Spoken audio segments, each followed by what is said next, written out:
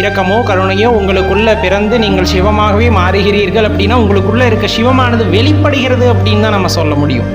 அப்போ ஒரு சில பேர் என்னன்னா, எப்போ என்னை ஆட்கொண்டார்னே தெரில, எனக்கு எல்லாமே அவர் தான் அப்படின்னு ஆயிடுவோம். எங்கள் அப்பாங்க அப்படின்ட்டு சில பேர் உரிமையாக சொல்லுவாங்க. சில பேர் அவர் என் நண்பருங்க அப்படின்னு சொல்லுவாங்க. நான் எதா இருந்தாலும் அவர்கிட்ட பேசுவேங்க அப்படின்னு சொல்லுவாங்க.